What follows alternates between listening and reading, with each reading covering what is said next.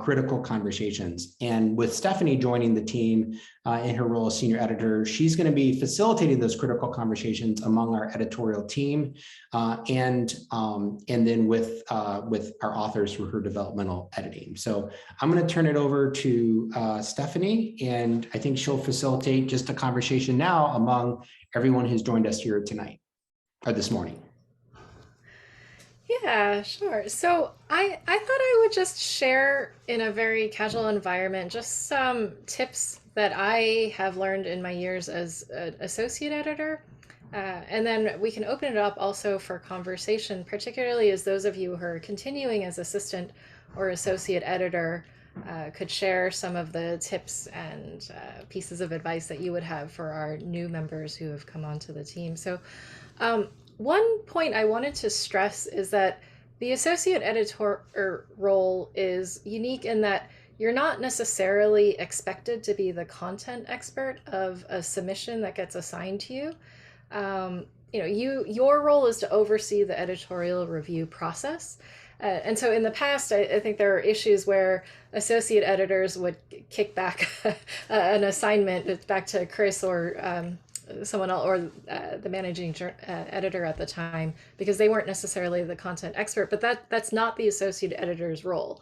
And so your role as the associate editor is to identify those experts who would be the appropriate content expert or methodological expert and assign them as reviewers. As Chris mentioned, you're overseeing 8 to 12 manuscripts a year. Most likely you'll be looking at 2 or 3 in any given time, no more than 4 max usually. And I will say, if you start to get assignments more than 4 at a time, then definitely reach out to Chris or even myself and just say, hey, you're sending me too many manuscripts, slow down. And that's totally fine. And so just keep the communication open.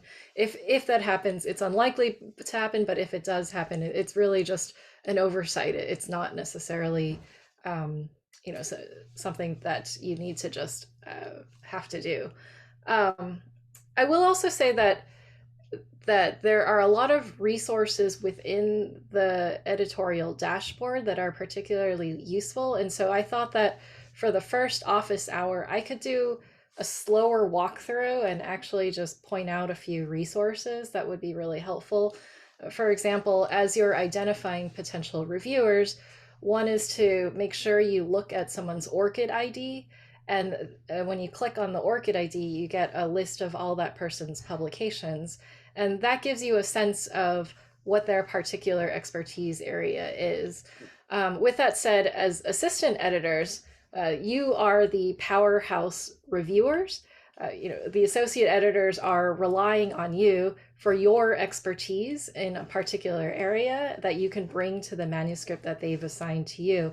And so what is really helpful for the assistant editor side is to make sure that you keep your profile very up to date with your particular areas of expertise.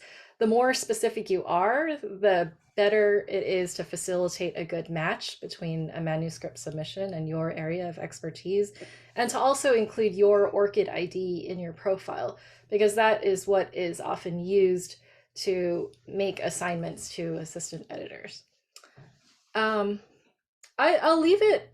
I'll pause here because I think that those of you on the call can certainly share your expertise to the group. So I just wanted to open it up to see if anyone wanted to share any practical tips for the new editorial members.